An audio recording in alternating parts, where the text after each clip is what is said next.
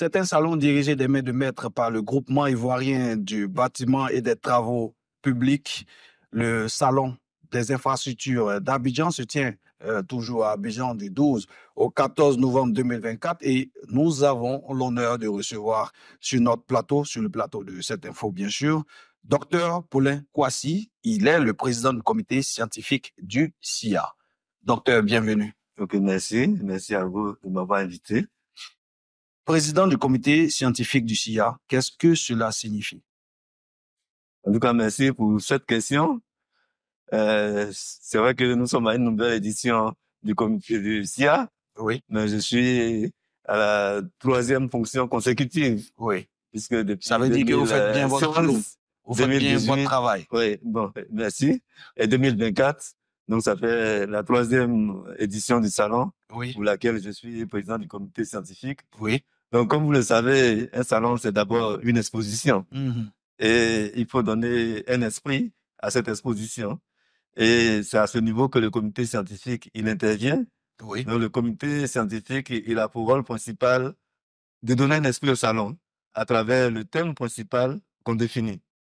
Donc, de notre façon de travailler, nous proposons un certain nombre de thèmes au président du GIBTP qui soumet à son conseil d'administration à peu près 5 thèmes. Et parmi ces thèmes-là, au regard un peu des défis du moment, ils retiennent le thème qui correspond le mieux au secteur.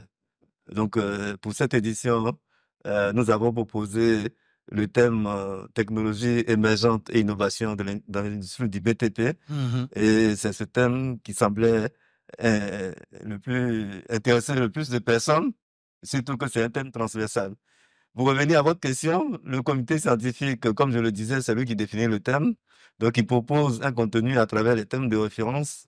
Et une fois que le thème il est accepté, il est en charge d'identifier d'abord les sous-thèmes, Oui, donc l'ensemble des sous-thèmes qui sont proposés, qu'on essaie de proposer aussi en relation avec le thème central, identifier les conférenciers, identifier également les modérateurs. mhm. Donc, rédiger, je passe sur la rédaction un peu des documents principaux, hein, les thèmes de référence du thème central, les thèmes de référence des sous-thèmes, recueillir les biographies, les photos d'identité des panélistes et Donc, tout. c'est toute Voilà, oui, l'organisation c'est toute pratiquement. Oui. l'organisation pratique. Et puis, à côté de ça, mais le comité lui-même, dans son rôle, hein, c'est de s'assurer que tout ce qui va se faire Mhm. se fera conformément aux standards internationaux en la matière. Parce que D'accord. c'est un salon quand même qui a une dimension internationale. Donc, ce que nous faisons, nous sommes amenés à inviter les meilleurs de la place ou même les meilleurs au plan international en fonction du thème qu'on a choisi. Oui. Et Voilà. pourquoi ce thème, justement? Pourquoi avez-vous décidé de choisir ce thème technologie émergente et innovation dans le BTP? Oui, bon, c'est vrai que nous ne faisons que des propositions, mais je Oui. peux dire que le choix du thème revient Bon, au si vous voulez, GBTP. pourquoi Donc, le cette pourquoi, proposition? il est vraiment évident, j'allais dire. Nous avons raté le coach de l'informatique dans les années 90. Hein. Nous Mhm. avons raté ce coach-là. Et avec les nouvelles technologies, il était important quand même pour le GBTP de prendre le devant parce que le GBTP a pris le devant quand même sur cette réflexion-là. Puisque moi-même, il y a 2 semaines, la semaine d'avant, j'étais au conseil de l'Association mondiale de la route. Oui. Où c'est un thème qui est nouveau. Mhm. C'est maintenant que l'Association mondiale de la route a commis un cabinet pour réfléchir à ce thème-là. Donc, le cabinet, il a fait une étude, une revue de littérature Mhm. et il nous a présenté les premières conclusions un peu de son intervention il y a à peu près 2 semaines maintenant. Donc, c'est un thème qui est important parce que il faudrait pas que l'Afrique ait peur d'embrasser les nouvelles technologies. Oui. Parce que les nouvelles technologies, elles-mêmes, elles peuvent être source d'opportunités. Parce que la façon aussi de voir ces technologies-là, c'est un peu comme on le dit, hein, celui qui voit le verre à moitié vide ou bien à moitié plein. Mhm. Donc, s'il voit le verre à moitié vide, ça veut dire qu'il est un peu pessimiste. Pour lui, vraiment, il faut s'attraper la tête, il faut jouer à la politique de l'autruche. Alors que celui qui voit le verre à moitié plein, bon, lui, pour lui, c'est une source d'opportunité. vous savez, donc quand les opportunités sont là, il faut les saisir. D'accord. Voilà. Et quel état des lieux ou quel constat faites-vous sur le terrain par rapport aux nouvelles technologies? Est-ce qu'il y a beaucoup d'entreprises, notamment chez vous, hein, dans le groupement des BTP, est-ce qu'il y a beaucoup d'entreprises qui utilisent aujourd'hui sur le terrain en Côte d'Ivoire les nouvelles technologies, qui innovent?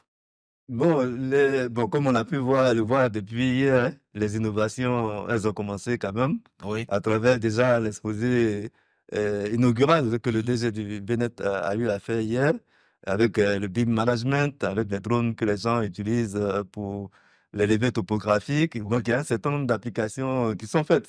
oui. Mais il faut aller encore plus loin. D'accord. Donc, déjà même tout ce qui est suivi de consommation des engins, l'automatisation des engins, parce qu'aujourd'hui, si vous avez tracé votre route, il suffit d'envoyer les éléments de tracé à l'ordinateur de bord, par exemple, pour un finisseur, Oui. et il cale un peu sa lame sur la base un peu du profil que vous avez défini. Mhm. Donc, ce sont des choses qu'on a commencé à faire, et c'est ce qui a fait même que si je peux me permettre, on peut dire que ces derniers temps, l'uni des routes, Mhm. donc le rendu des routes en termes de finition du revêtement est quand même relativement important parce que il y a certaines entreprises qui ont pris des finisseurs à guidage laser. Oui. Bon, en son temps, ils nous avaient dit qu'ils avaient utilisé ça sur l'autoroute.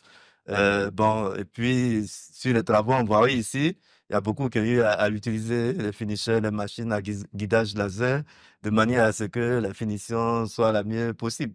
Mais dans les applications, il y a l'application côté entreprise, Oui. côté bureau d'études, côté laboratoire.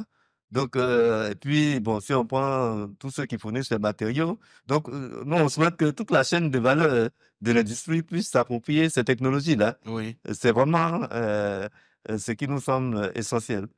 D'accord. Mhm. Alors, dernière question, docteur, avant de vous laisser. Euh, Quel bilan faites-vous aujourd'hui du SIA? C'est vrai que c'est pas encore fini, mais quel est le bilan que vous faites? Oui, nous sommes satisfaits. C'est vrai que on n'a jamais suffisamment d'expérience pour une activité, Mhm. parce que chaque Mais activité vous avez quand même de est unique l'expérience, en son genre. c'est Oui, quoi oui, le chaque SIA activité est unique en que- son genre. C'est pour vous dire que c'est toujours un nouveau challenge. Mhm. Une nouvelle activité, c'est un nouveau challenge. Donc, on a commencé, comme vous avez eu l'occasion de le voir, avec une belle cérémonie d'ouverture et une grande conférence inaugurale qui a été dite par le DG du Bénin. Dans l'après-midi, bon, on a eu sur les opportunités d'investissement, hein, une salle qui était quasiment pleine, hein, pour Mhm. suivre un peu les défis en termes d'opportunités, des défis et opportunités dans l'industrie du BTP. Oui. Bon, ce matin également, avec la conférence même sur l'intelligence artificielle et les infrastructures en Afrique, rêve aux réalités.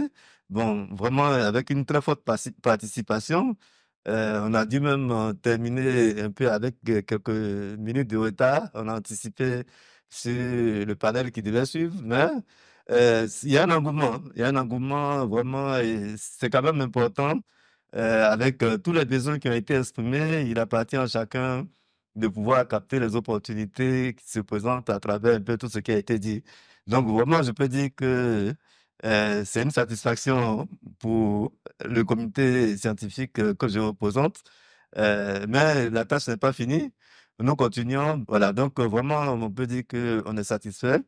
Et à partir de là, je pense qu'il y a des initiatives qui vont se prendre de manière à ce que l'aspect technologie, le GIPTP puisse jouer un rôle majeur dans la dissémination de ces questions sur les technologies émergentes là. Merci, docteur Paulin Kouassi, d'être passé sur notre plateau. C'est à vous que je remercie. Merci à vous, Monsieur Eric Koulibaly, pour l'opportunité que vous me donnez. En tout cas, bonne suite de salon à vous également. Merci. Merci. L'actualité continue sur cette info et sur 3xW, cette info.ci aussi.